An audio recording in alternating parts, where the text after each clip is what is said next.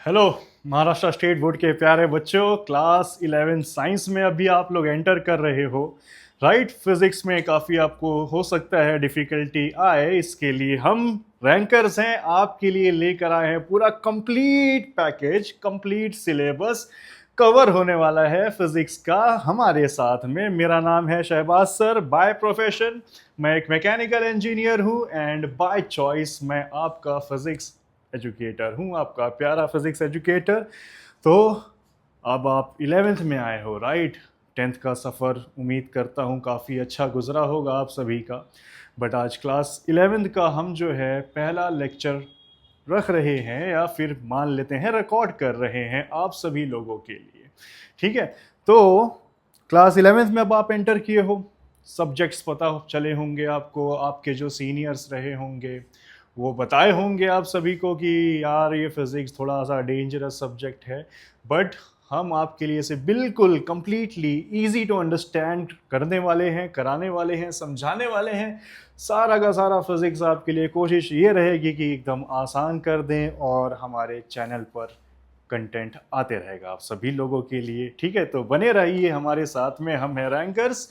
Okay, तो ये तो रहा इंट्रोडक्शन हमारा, लेकिन अब देखते हैं पढ़ाई क्या है। ओके, तो सबसे पहले जानना है फिजिक्स क्या होता है बच्चों। ओके, फिजिक्स एक सब्जेक्ट है, ये तो आप लोग भी जानते हो, राइट। फिजिक्स में हमें करना क्या है, फिजिक्स का क्या मतलब है, वो समझ लेते हैं पहले।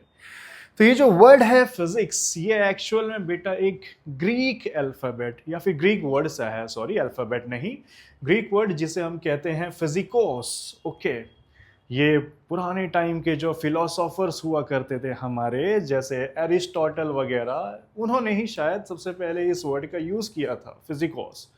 इसका मतलब होता है नॉलेज ऑफ यूनिवर्स, पूरे यूनिवर्स की नॉलेज, ठीक है, इसके अंदर कवर हो जाती है। बट मॉडर्न डेफिनेशन की अगर हम बात करें तो फिजिक्स है क्या? फिजिक्स जो है स्टडी ऑफ मैटर है, एनर्जी है, मोशन है, और जो है फंडामेंटल फोर्सेस, जो भी नेचर में फोर्सेस रहती हैं, जो कि हम आगे स्टडी करेंगे। जैसे आपने क्लास 10th में ग्रेविटेशनल फोर्स देखी थी, राइट। तो जो फंडामेंटल फोर्सेस हैं उनकी स्टडी को हम लोग जो है बाय डेफिनेशन फिजिक्स बोल रहे हैं यहाँ पर। बट इन एक्चुअल सेंस में ये एक ब्रॉडर टर्म को कवर करता है। ब्रॉडर वे में अगर देखा जाए तो इसमें सारे यूनिवर्स, पूरे यूनिवर्स की स्टडी है बच्चों। एक स्मॉलेस्ट पार्टिकल से लेकर एटॉमिक लेवल, या फिर उससे छोटे लेवल से भी लेकर जो है काफ़ी ब्रॉड स्पेक्ट्रम तक ये फैला हुआ सब्जेक्ट है। ओके, तो इसको मैं बेसिकली कहूँगा कि जो है बेटा फिजिक्स जो है स्टडी ऑफ नेचुरल फेनोमेनन है, क्योंकि हम ह्यूमन बीइंग्स हैं, राइट। फेनोमेनन का मतलब होता है जो भी चीज़ ऑटोमेटिकली खुद से हो रही हो। जैसे हम सुबह उठते हैं, देखते हैं हाँ सूरज आ रहा है, निकल रहा है। अगर आप लोग early to bed early to rise type के प्राणी हो तो ही, ठीक है। सूरज निकल रहा है, दिन हो रहा है, रात हो रही है, ये सब फिजिकल फेनोमेनन्स हैं जो खुद से हो रहे हैं, ठीक है ना। क्रिएटर ने सेट करके रखा है ये सारी चीज़ों को। लेकिन हम एज अ ह्यूमन बीइंग, हम जो है क्यूरियस रहते हैं। ओके, ह्यूमन बीइंग्स हम क्यूरियस रहते हैं। हमारे मन में सवाल आता है कि यार बारिश हो रही है तो क्यों हो रही है। ओके, यार रेनबो बन रहा है तो क्यों बन रहा है। रात में सितारे या स्टार्स जो है ट्विंकल हो रहे हैं तो क्यों हो रहे हैं। ओके, ये सारे क्वेश्चंस हमारे मन में आते हैं क्योंकि हम क्यूरियस टाइप के एनिमल्स हैं। ओके, और इंटेलिजेंट बीइंग्स भी हैं। फिर हम आंसर्स ढूंढने की कोशिश करते हैं। तो जो लोग ज़्यादा ऑब्जर्व करते थे वो लोग कुछ आंसर्स बना लिया करते थे, जिन्हें आज हम पुराने ज़माने के फिलोसोफर कहते हैं बच्चों। ओके, तो फिलोसॉफी आई, उसके बाद 17th 18th सेंचुरी में साइंटिफिक रेवोल्यूशन आया। लोग जो है साइंस की तरफ ज़्यादा जो है आकर्षित होने लगे, अट्रैक्ट होने लगे। तो मॉडर्न साइंस आया उसके बाद। लेकिन उससे पहले इंसानों ने जो है, या फिर हम कह सकते हैं जो फिजिसिस्ट हैं, जो इन चीज़ों को ऑब्जर्व करते थे कि नेचर में क्या चल रहा है, ऐसा क्यों हो रहा है, वो लोग डिकोड करने की कोशिश में लग गए थे बच्चों कि इस चीज़ का होना उसका कारण क्या है, उसके पीछे रीज़न क्या है। तो लॉज की बात करें हम, ठीक है, तो लॉज डिकोड करना जो है रिसर्चर्स ने स्टार्ट किया, सब ने अपने अपने लॉ बना कर दिए कि यार ये जो नेचर में ये जो फेनोमेनन हो रहा है इस चीज़ की वजह से हो रहा है, इस रूल को फॉलो कर रहा है, इस लॉ को फॉलो कर रहा है। उसके बाद सब ने अपनी अपनी थ्योरीज देना चालू करी, ठीक है, थ्योरी के बाद मैथमेटिक्स की हेल्प लेनी पड़ी हमें, ठीक है, क्योंकि फिजिक्स को सिंप्लीफाई करता है मैथमेटिक्स। फिजिक्स राजा है बच्चों, तो मैथ्स उसकी रानी है। बिना रानी के फिजिक्स कुछ नहीं कर सकते, आई मीन बिना मैथमेटिक्स के, ठीक है। तो थ्योरीज बनी, मैथमेटिक्स का यूज हुआ, लॉज पर मैथ्स यूज की हमने, देन हमें एक्यूरेट आंसर्स मिलने लगे। वो बात अलग है कि 100% आंसर्स एक्यूरेट नहीं रहते हैं, because science is a progressive field, ठीक है, चेंज होते रहता है। किसी ने कुछ आज रिसर्च करी है, हो सकता है आने वाले वक्त में उसकी रिसर्च में कुछ चेंजेस आ जाए या कुछ गलत पॉइंट निकले, ओके। तो चलते हैं हमारे सब्जेक्ट की तरफ। तो बेटा फिजिक्स में जो है हमें बहुत सारी चीज़ें पढ़नी है। बेसिकली देखा जाए तो इसे मैं स्टडी ऑफ यूनिवर्स कह देता हूँ। यूनिवर्स में जितनी भी चीज़ें एग्जिस्ट करती हैं, ठीक है, उनके वर्किंग प्रिंसिपल्स क्या हैं, कैसे काम कर रहे हैं, वो सब, उन सब को हम जानने की कोशिश में लगे रहते हैं। देन इक्वेशंस आती हैं, सारी चीज़ें आती हैं, ओके। तो आई होप सो फिजिक्स इस सब्जेक्ट का मतलब आप लोगों को समझ में आया होगा, ओके। तो फिजिक्स को हम ये कह सकते हैं नॉलेज ऑफ यूनिवर्स या फिर बिहेवियर ऑफ यूनिवर्स। हमारा यूनिवर्स कैसे बिहेव कर रहा है, नेचुरल फेनोमेनन कैसे हो रहे हैं, matter, energy, motion, fundamental forces of nature, ये सब बात की बातें हैं, ठीक है। टॉपिक टू टॉपिक कवर होता रहेगा, आप लोग को मज़ा आने लगेगा ओवर द टाइम। तो चलते हैं हमारे फर्स्ट चैप्टर की तरफ बच्चों। आपके फिजिक्स का जो पहला चैप्टर है उसका नाम है यूनिट्स एंड मेजरमेंट्स। क्योंकि फिजिक्स है, ये बिना मेजरमेंट के चलने वाला सब्जेक्ट नहीं है। Without measurement physics is nothing, क्योंकि बहुत सारी चीज़ें फेल होने वाली हैं। क्योंकि फिजिक्स में हम मेजर करते हैं चीज़ें, स्टार्स से, हमारे अर्थ से सन का क्या डिस्टेंस है, राइट, हम बैठे बैठे कैलकुलेट कर लिए ज़मीन पर, ऑल बिकॉज ऑफ फिजिक्स। तो फिजिक्स बहुत ज़रूरी है हमारे लिए, और फिजिक्स के अंदर मेजरमेंट सबसे फंडामेंटल है, सबसे अहम इंपॉर्टेंट चीज़ है बच्चों, ठीक है। तो सबसे पहला टॉपिक है हमारे इस चैप्टर का, इसका नाम है फिजिकल क्वांटिटीज, ठीक है। ये पहले जो दो वर्ड्स हैं इनसे ही आपके इस करियर की, इस कोर्स की जो है फिजिक्स की शुरुआत होगी। तो फिजिकल क्वांटिटीज ऐसी चीज़ें होती हैं या मैटर की ऐसी प्रॉपर्टीज होती हैं जिनको हम मेजर कर सकते हैं। जैसे मान लीजिए कि मैं एक मैटर हूँ, ठीक है, हम मैटर हैं, हम एग्जिस्ट कर रहे हैं, ओके। मैं एक मैटर हूँ, तो मेरी कौन कौन सी प्रॉपर्टीज़ को मेजर किया जा सकता है। मेरी हाइट को बेटा मेजर किया जा सकता है, हमारे वेट को मेजर किया जा सकता है। तो ये जो चीज़ें हैं ये मेजरेबल प्रॉपर्टीज़ हैं ऑफ दिस गिवन मैटर, ठीक है। तो जो भी क्वांटिटीज़ को हम मेजर कर सकते हैं या फिर जो भी प्रॉपर्टीज ऑफ मैटर को हम मेजर कर सकते हैं उन्हें क्या बोल देते हैं हम बच्चों, फिजिकल क्वांटिटीज, ठीक है। तो बोल देंगे इनके बारे में अगर हमें लिखना है तो हम लिख सकते हैं the properties of matter that can be measured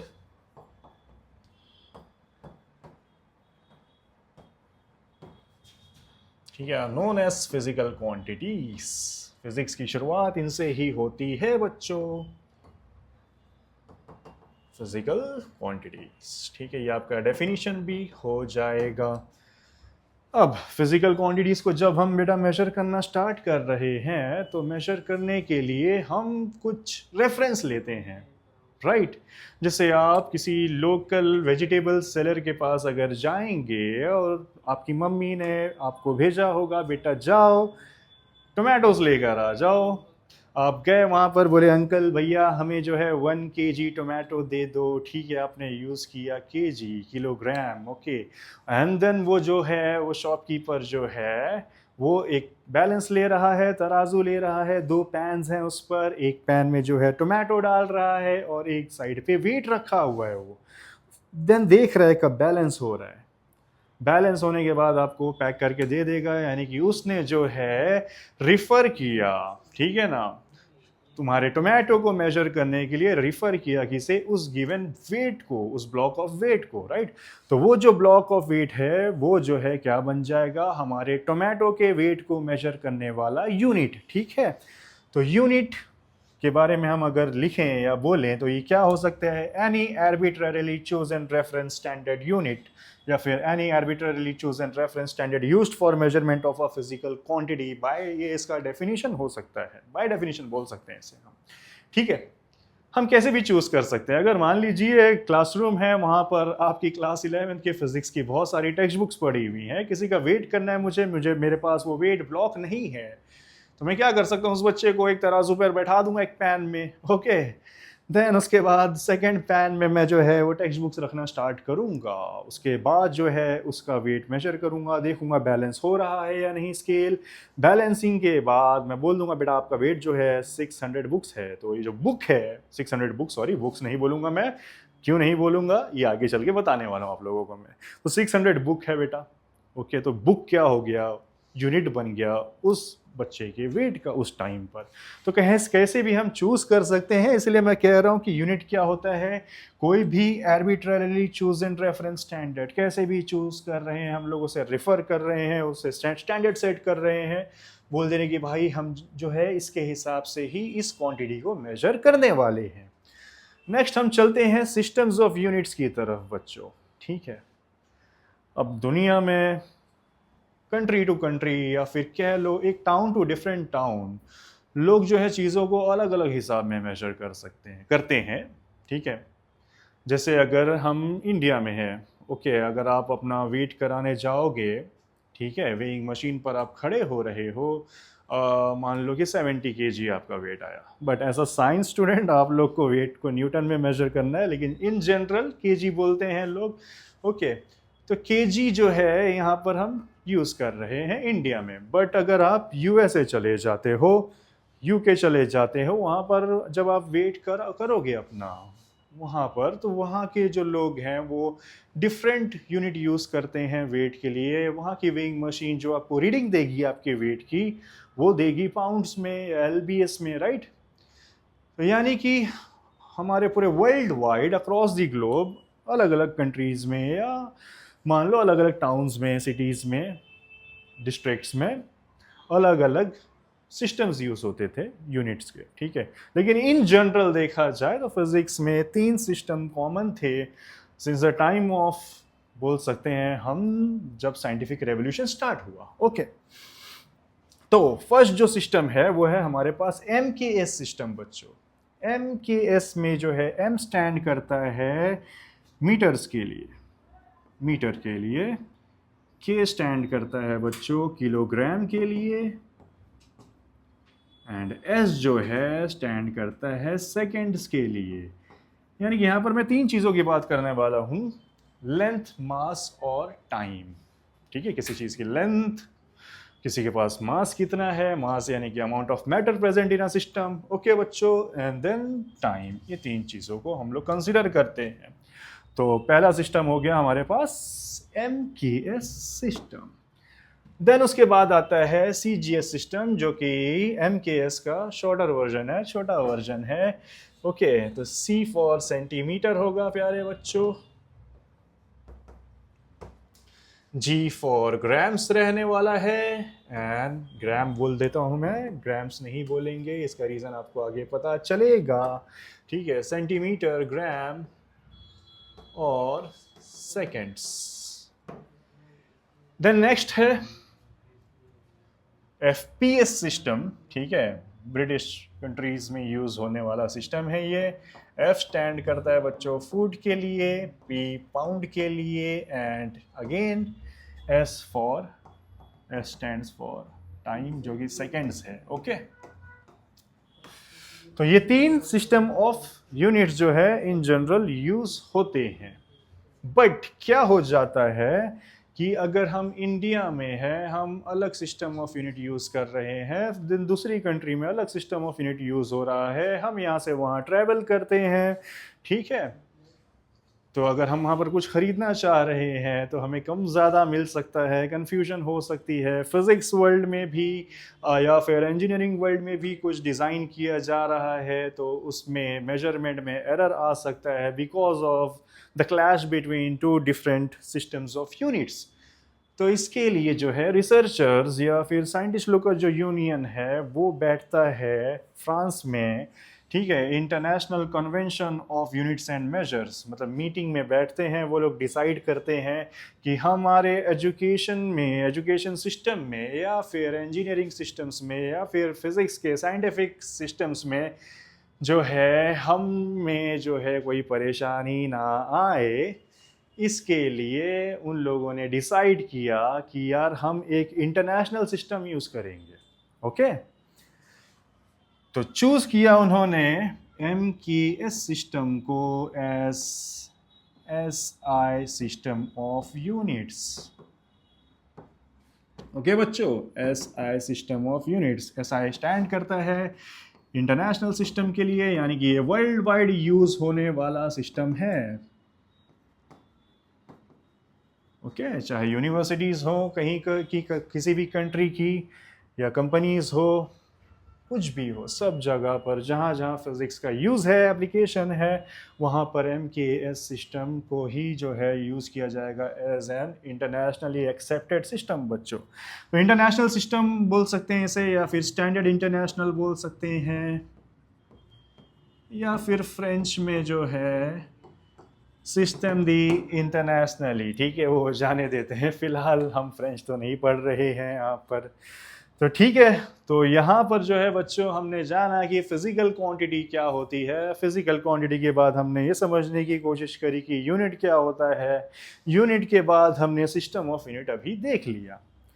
अब आगे बढ़ते हैं हमारे नेक्स्ट टॉपिक की तरफ, जिसमें हम बात करने वाले हैं टाइप्स ऑफ फिजिकल क्वांटिटीज़ की। ठीक है, फिजिकल क्वांटिटी हमने जान ली कि क्या होती है, ये आप लोग पर छोड़ रहा हूँ मैं। ठीक है, किसी भी मैटर की कोई भी मेजरेबल प्रॉपर्टी जो रहने वाली है वो क्या होगी, फिजिकल क्वांटिटी। ठीक है, तो इसके टाइप्स को डिस्कस करना है हमें। तो सबसे पहला टाइप है बच्चों फंडामेंटल क्वांटिटीज़ या फिर फंडामेंटल क्वांटिटी।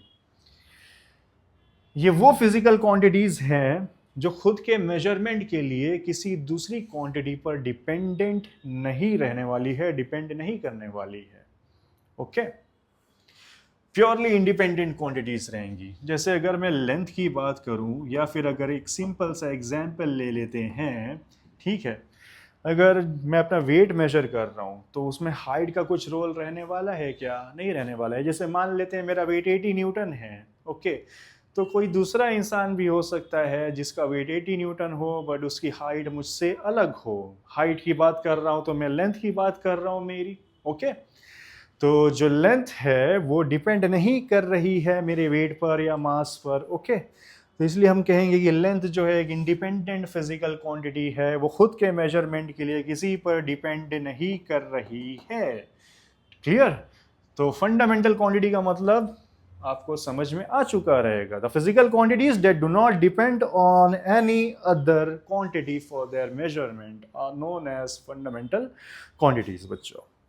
तो हमारे पास जो है टोटल 7 टाइप की फंडामेंटल क्वांटिटीज है जो यहाँ पर मैं लिखने वाला हूँ, वो आप सबको याद रखनी है बाय डिफॉल्ट। ओके, तो क्वांटिटीज़ की अगर मैं बात करूं तो सबसे पहले जो है फंडामेंटल क्वांटिटी में हमारे पास आने वाली है length.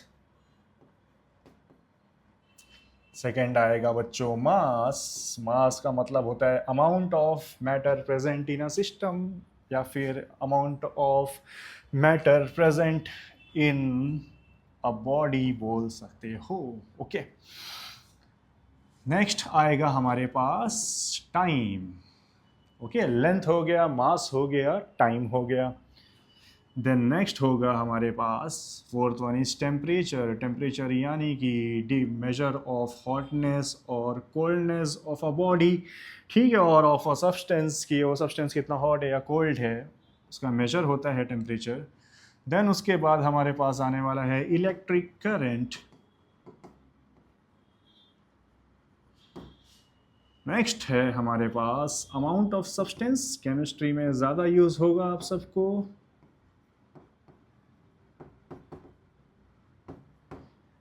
Then next one is luminous intensity. हमारी जो रोशनी है वो कितनी ब्राइट है या कितनी डिम है बच्चों, उसे कहते हैं हम ल्यूमिनस इंटेंसिटी। तो यहाँ पर मैंने 7 फंडामेंटल क्वांटिटीज लिख दी हैं जो आप लोगों को याद रखनी है। क्या क्या है उनमें? लेंथ है बच्चों, मास है, टाइम है, टेम्परेचर है, इलेक्ट्रिक करंट है, अमाउंट ऑफ सब्सटेंस है और साथ ही साथ ल्यूमिनस इंटेंसिटी है। अब मैं इनका यूनिट लिख रहा हूँ यहाँ पर। ओके, लेंथ को हम मेजर करने वाले हैं बच्चों मीटर में, किस में? मीटर में। मास को हम मेजर करने वाले हैं किलोग्राम में। टाइम को जो है हम मेजर करेंगे प्यारे बच्चों सेकंड्स में। तो सेकंड इसका जो है, सॉरी सेकंड्स नहीं, सेकंड कह देता हूँ मैं, क्लियर? नहीं तो मैं गलत हो जाऊंगा। Time second. टेम्परेचर केल्विन, ठीक है, ये एक महान फिजिसिस्ट का नाम है, इनके बारे में हमें आगे पढ़ना होगा। Electric current same goes for a person name ampere. Okay, ये हो जाएगा इलेक्ट्रिक करंट का यूनिट। एंड टेम्परेचर का मैंने बताया आप लोगों को, केल्विन है। अमाउंट ऑफ सब्सटेंस यानी कि कोई मैटर कितना अमाउंट में, कितनी क्वांटिटी में मेरे पास प्रेजेंट है, ठीक है। जैसे हमने 1-2 चम्मच शक्कर ले ली, ठीक है, अब उसको जो है किस में मेजर करेंगे? केमिस्ट्री में उसे मेजर किया जाएगा बच्चों मोल में। ओके, देन ल्यूमिनस इंटेंसिटी, हमारी जो लाइट है कितनी ब्राइट है या कितनी डिम है, उसको मेजर करते हैं हम कैंडला में, क्योंकि पुराने ज़माने में कैंडल्स यूज़ होती थी। अब इनके सिंबल लिख रहा हूं मैं यहाँ पर यूनिट्स के। ओके, लेंथ को मेजर करने वाला सिस्टम या फिर सिंबल है, मेजर करने वाला यूनिट है मीटर, एंड सिंबल है इसका बच्चों एम। ओके, इससे मैं सिंपली एम लिख देता हूं। ओके, मास के लिए हम सिंबल यूज करेंगे केजी। टाइम के लिए हम यूज करेंगे small S, seconds. Temperature capital के, रीज़न दूंगा कि यहाँ पर कैपिटल के क्यों लिया जा रहा है, बाकी यहाँ पर सारे जो है सिंबल्स स्मॉल लेटर्स में है। ओके, इलेक्ट्रिक करंट के लिए हम यूज़ कर रहे हैं कैपिटल ए, मोल को शॉर्ट में लिखा जाएगा MOL, and then goes, candela की बात करेंगे तो CD। ठीक है, ये टेबल आप लोगों को एंटायरली याद रख लेना है, ये बहुत फाउंडेशन है हमारे लिए, हमारे फिजिक्स के अंडरस्टैंडिंग के लिए। ओके, नेक्स्ट आगे अगर हम चलें तो बच्चों हमारे पास 2 सप्लीमेंट्री यूनिट्स होते हैं, एक होता है प्लेन एंगल और एक होता है सॉलिड एंगल, जो कि नेक्स्ट लेक्चर में मैं कवर करूंगा। ओके, फिलहाल आप लोगों को जानना है नेक्स्ट टॉपिक हम क्या पढ़ने वाले हैं, ठीक है। तो नेक्स्ट टॉपिक की अगर हम बात करेंगे तो अगले लेक्चर में, अगली सीरीज में मैं कवर करूंगा सप्लीमेंट्री यूनिट्स। ओके, देन उसके बाद हम जानेंगे डायमेंशंस क्या होते हैं, डायमेंशनल एनालिसिस क्या होता है, फ्रेश टॉपिक रहने वाला है वो भी आप लोगों के लिए। होप सो आज का ये जो बेसिक इंट्रोडक्टरी लेक्चर था आप लोगों को समझ में आया होगा।